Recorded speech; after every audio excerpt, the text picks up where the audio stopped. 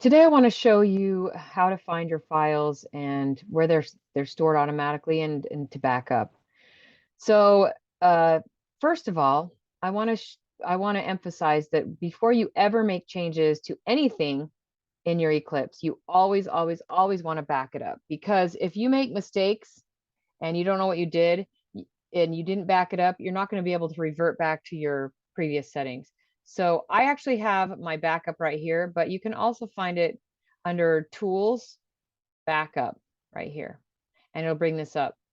And this, I have a lot more here than you guys probably do, but I'm just going to select them all, and it'll bring you to this next one. You can choose removable drive, backup directory on the hard drive, your auxiliary, or you can do browse, which I'm going to do here.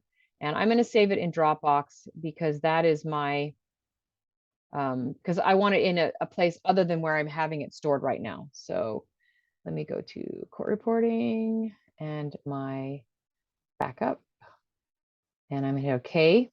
And what's going to happen is, because I've saved it there before, I used to save it separate, make a new folder and do it separately, but I just do it this way now. I just back up my last ones. And it's just going to keep popping this up. So I'm just going to go through this really fast. Okay, so everything is almost backed up. Okay, everything's backed up. Now I'm ready to find my files. Now there's 3 different ways you can find your files. You can hit Alt-U. You can come up to production and hit user settings, which is also, it shows you the shortcut right there. Or if you have it on your toolbar, you can hit settings, and it's going to bring up this box. To find your files, or to figure out where your file path is, and this is important because if you're taking a test on EV360 and you have to submit your notes or your transcript, you need to know where it is. So it's going to tell you right here. I just hit, let me go back, show you. I was under user and then advanced, and it's going to bring up all these. And the one that I'm most concerned about is jobs. Now, jobs is where all your notes, everything is going to be automatically backed up. So you can look at the file path. If you want to change it, you can. And I actually changed mine, so mine's going to be different than yours. I want it saved on my OneDrive so that it's saved on the cloud as well. So that is my, and if by chance, let's say my computer broke down or something and I needed to get a new laptop or whatever, it's on OneDrive and I can pull all those off and have all my settings on another computer really quick. So that's why I wanted it on OneDrive. I wanted everything backed up. But basically that is where you will know where everything's being saved. And you, like I said, you can change it, but that's really, really important.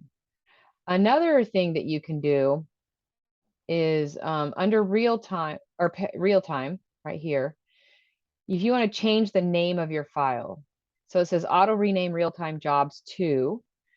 I have that marked, and then I have my initials, and then mine saves as the year, and then it's the month with the month written out, like it would be 2022 October, and then I have the day, and then it would have the minute.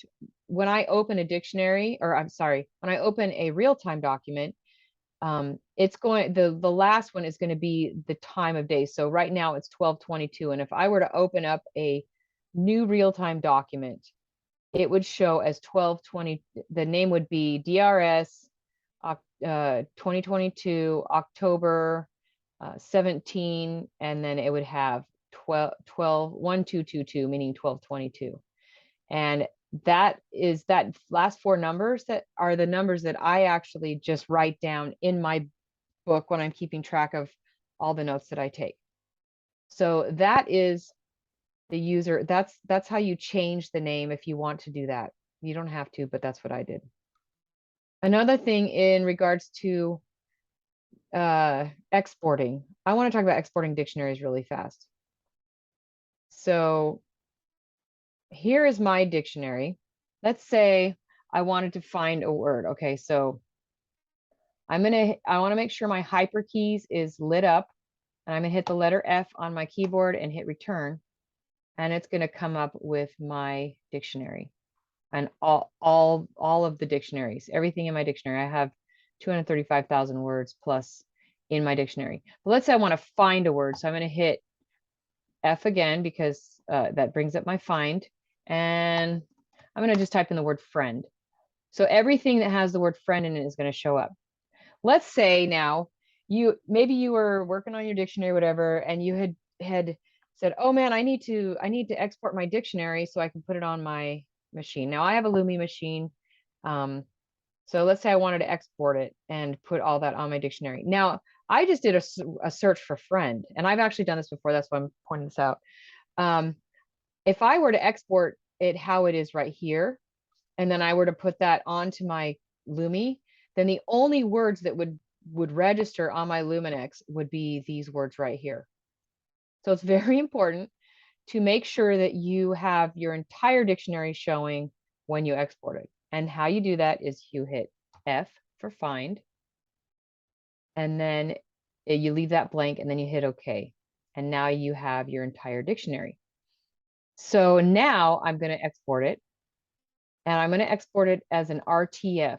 This is also the form, this goes across platforms. Usually if you're sharing it with Case Catalyst or another one, you want it in RTF form because that's kind of the main one.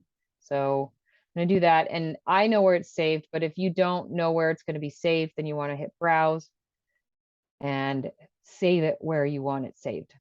I'm just going to hit OK, and it's backing up and it's exporting that entire file as an RTF.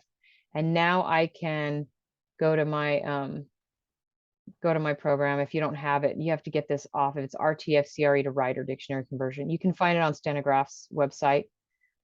And then I'm just going to hit USB, and then I'm going to find that dictionary, and you can see right here today's date 10/17, and that's going to be where that is, and I hit OK. And actually, before I do any of that, you're going to want to make sure that you don't have a document open. You do not want a real-time file, or it's not going to work. And you want to make sure your Luminex is completely cleared out and you don't want anything on there. I just hit dictionary on my Lumi machine, and now I can choose that one. It's going to come up here. Now, if you want to add job dictionaries, I can certainly do that. I would have to back some up, but I don't want to do that right now. So you could certainly do that, and then add your job dictionaries onto your writer if you want to do that. Hit OK. And now my dictionary is being loaded onto my Luminex, and it just restarted and it's all done. So that's, I only know how to do it on a Luminex or Stenograph writer, but those are just some tips to help you guys out. I hope that helps.